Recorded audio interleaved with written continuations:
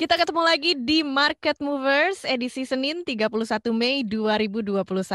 Saya Ines Nirmala dan inilah podcast Market Movers kolaborasi KBR dan Kata Data yang khusus menghadirkan informasi dan panduan praktis bagi kamu untuk melihat bagaimana outlook market sepekan ke depan, bagaimana strategi investasi, serta apa rekomendasi saham terbaik pekan ini. Langsung saja kita mulai Market Movers.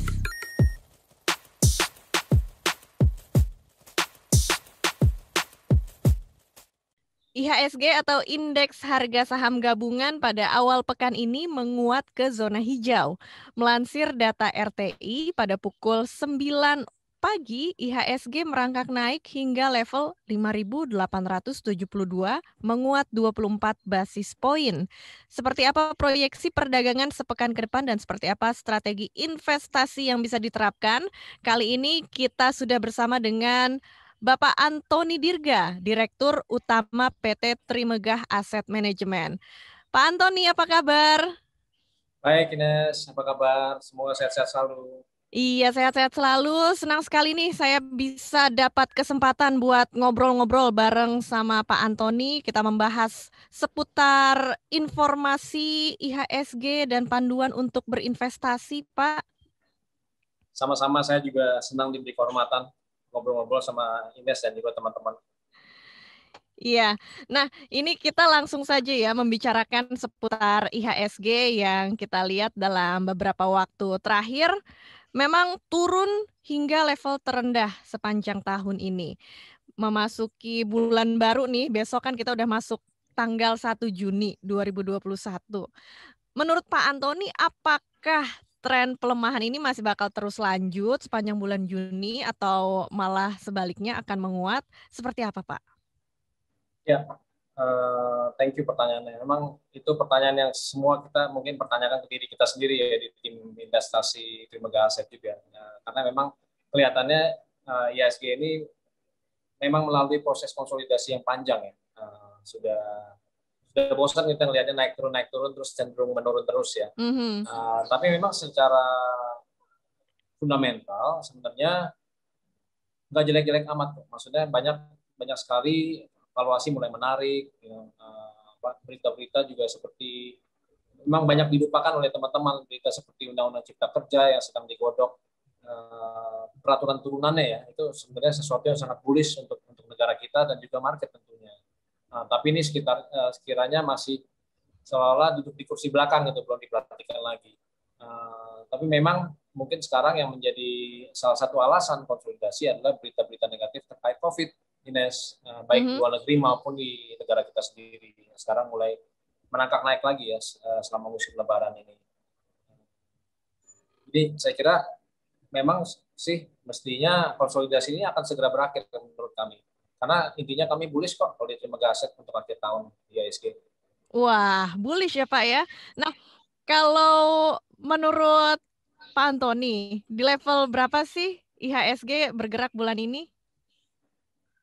Sekarang kan kita masih di sini-sini aja ya, karena kemarin sempat ke 5.700-an, kemudian sekarang merangkak naik lagi.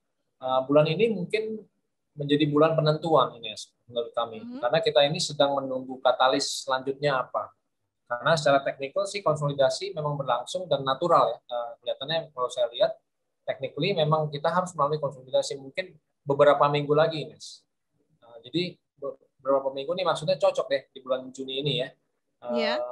Levelnya sepertinya di sini-sini aja. Tapi kalau kita beruntung bisa saja bulan Juni ini menjadi bottomnya sudah, atau mungkin bottom sudah terjadi di bulan Mei kemarin. Ya. Hopefully ya, mudah-mudahan itu benar. Kalau tidak ya di bulan Juni ini kita sekitar sini-sini aja sih, 5.900, di bawahnya 5.800, tight range menurut saya. Iya. Nah, walaupun IHSG ini trennya melemah ya, Pak. Tapi tadi Pak Antoni bilang bahwa dari Trimegah Asset Management ini justru tetap bullish ya, Pak ya. Betul, betul sekali Ines. Iya. Nah, bagaimana tren dana kelolaan sepanjang Mei 2021 ini, Pak? Kami justru agak bertolak belakang dengan keadaan pasar, Ines. Justru dana kelolaan di Trimegah Asset Management mencapai rekor untuk tahun ini. Kami terus bertumbuh. Pada akhir tahun lalu, contohnya saya kasih data, AUM kita di 17,5 triliun. Kali ini kita merambat naik terus hingga bulan ini kita di 23 triliun. Wah, jadi keren terus ya, merangkak naik ya. Itu sebenarnya kita bersyukur karena itu intinya kepercayaan nasabah ya, Ines. Iya. Nah, ini terus merangkak naik dan tidak turun. Ini apa yang dilakukan? Kenapa bisa? Ya, yang kami amati sebenarnya di tren kami adalah adanya penambahan AUM atau aset under management di reksadana pasar uang, Ines, dan juga terproteksi. Ya. Sepertinya investor-investor banyak appetite untuk sementara waktu dalam tanda kutip bersembunyi ya, Ines ya. Market sedang konsolidasi, mereka bersembunyi di reksadana pasar uang, jadi ada penambahan di situ. Kemudian untuk terproteksi mungkin untuk teman-teman yang melihat memang ada tingkat suku bunga bonds yang jangka 3 tahun sampai menengah itu masih cukup menarik. Ternyata banyak investor dengan tren penurunan suku bunga ini mau melok yield atau suku bunga jangka panjang tersebut supaya bisa menghindari suku bunga yang terus turun. Seperti itu kurang lebih trennya. Iya. Nah, ini kan memang dari Trimegah Asset Management tetap terus naik ya dan tidak mengalami penurunan. Gimana nih strateginya yang bisa dibagikan buat yang ngedengerin podcast kita, strategi terhadap produk reksadana saham supaya kinerjanya tidak senasib dengan IHSG yang lagi turun gitu, Pak. Nah, bisa juga dikasih bocoran nih Pak Antoni, fokus penempatannya di saham sektor apa aja sih? Ya. Triknya sih untuk reksadana saham saya kira seperti yang saya sarankan ke nasabah kami, sebenarnya dalam pelemahan ini, karena ujungnya tadi saya katakan kita bullish kan, Ines. Target IHSG kita di akhir tahun tuh 6.700 sampai 6.800. Malah ada satu bullish skenario bisa lebih di atas 7.000.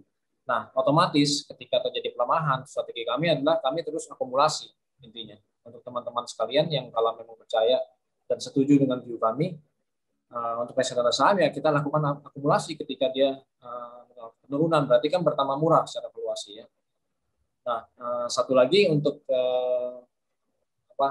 strategi kita yang lain adalah saya kira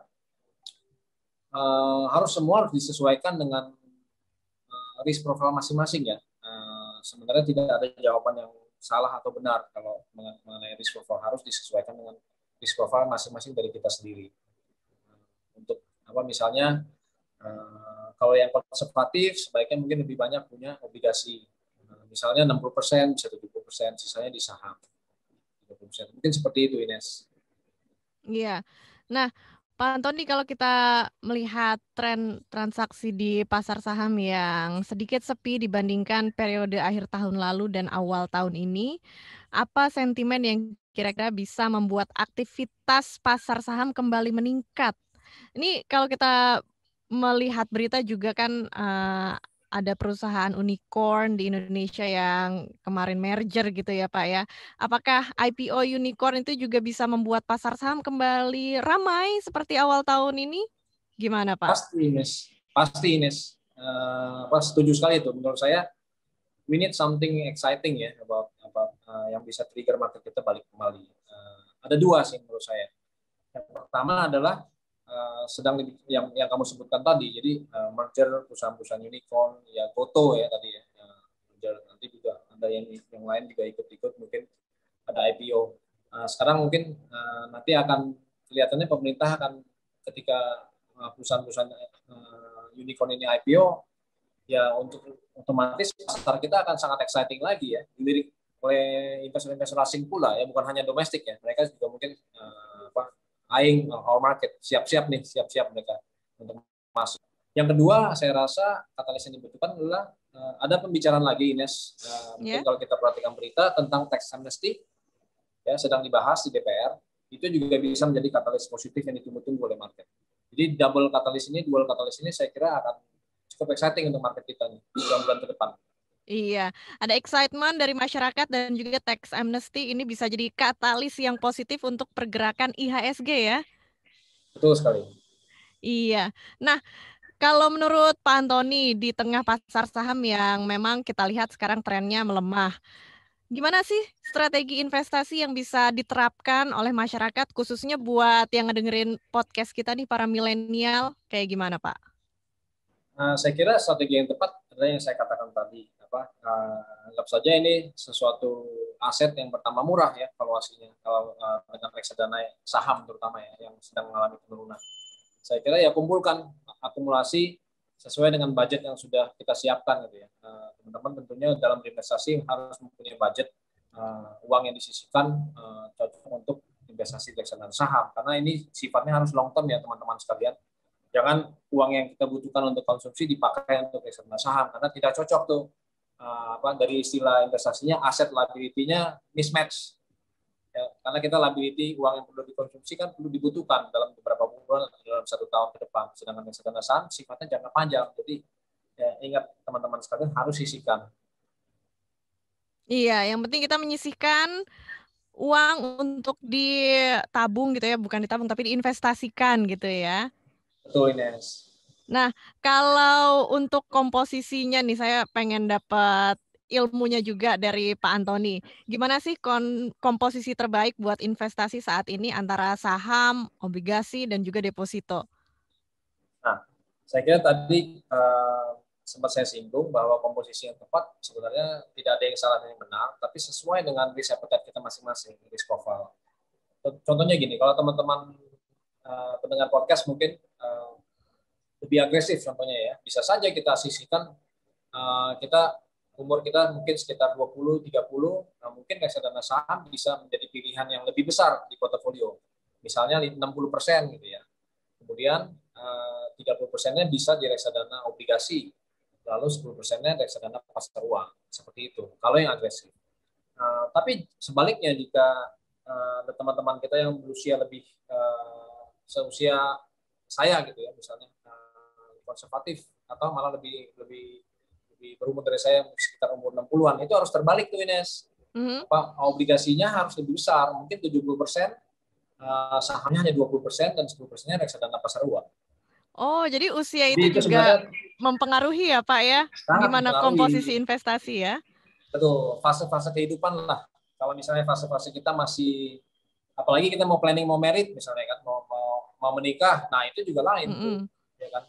Harus ada sisihkannya lebih banyak dulu untuk biaya biaya nikahan, betul nggak? Oh gitu ya. Nah, eh, gimana tuh Pak komposisinya kalau misalnya lagi butuh misalnya untuk dana merit misalnya kan dalam fase kehidupan kayak gimana tuh Pak?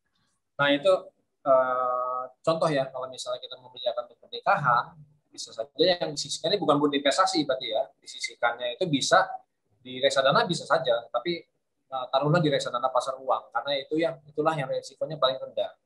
Jadi contohnya kita mau melakukan menabung untuk pernikahan masih setahun ke depan gitu ya, kita sisihkan aja tiap bulan sesuai dengan budget yang kita tentukan, masukkan reksadana pasar uang karena money-nya akan grow di situ secara konservatif. Ya, ya, ya, ya. Oke deh. Nah, Pak Antoni, apalagi yang mau disampaikan buat pendengar kita supaya bisa terbantu nih dalam menyusun rencana investasi? Apa pesannya, Pak? Ya, saya kira satu yang kita terapkan, kita cenderung sekarang banyak sekali melihat berita-berita yang bearish ya, apalagi terkait COVID. Nah, nah, COVID ini sebenarnya korelasinya sangat mempengaruhi market ya. Kita pikir di dalam benak kita seperti itu, tapi yang menarik adalah kalau kita dengar COVID situasinya sangat-sangat buruk di India, tapi ternyata market India itu naiknya hampir 90% lebih loh. Wow, kenapa bisa Jadi begitu tuh, Pak? sebenarnya Jadi intinya market itu bergerak sesuai dengan ekspektasi ekonomi sebenarnya, ekspektasi pasar yang untuk investasi ya tetap aja jalan terus. Gitu ya. COVID ya COVID, tapi investasi sebenarnya jalan terus. Nah maksud saya adalah teman-teman melihatlah dengan jernih bahwa pasar domestik kita nggak jelek-jelek amat kok. Secara fundamental, saya kira Pak Jokowi dan pemerintah sudah melakukan hal-hal yang tepat kok. Fiskal polisinya sudah baik dan sebagainya. Kita lakukan aja, kita percaya, life goes on, yang penting kita jaga prokes, investasi jalan terus. Iya, Kalau dan bukan kita yang tidak mencintai produk-produk kita sendiri, market kita sendiri, siapa lagi gitu. Itu pesan saya, Ines. Iya, jadi buat anak-anak muda juga bisa mulai nih kita menyusun strategi investasi kita untuk masa depan juga ya Pak ya. Betul sekali, Ines. Iya, thank you banget Pak Antoni Dirga udah ngobrol-ngobrol di podcast Market Movers. Semoga bisa membantu kita juga lebih strategis dalam menyusun rencana investasi dan pastinya dapetin lebih banyak untung. Thank you, Ines. Semoga bermanfaat ya buat teman-teman semua. Iya, Salam sekali sehat lagi selalu. salam sehat selalu. Saya ucapkan terima kasih banyak kepada Pak Antoni Dirga, Direktur Utama PT Trimegah Asset Management. Sampai ketemu lagi, Pak. Sampai ketemu lagi. Sehat selalu. Iya. Dan juga buat kamu yang sudah ngedengerin podcast Market Movers, sampai ketemu lagi pekan depan. Persembah KBR dan Kata Data. Jangan lupa juga untuk follow podcast Market Movers di KBR Prime dan aplikasi mendengarkan podcast lainnya. Saya Ines Nirmala pamit. Semoga cuan. Bye.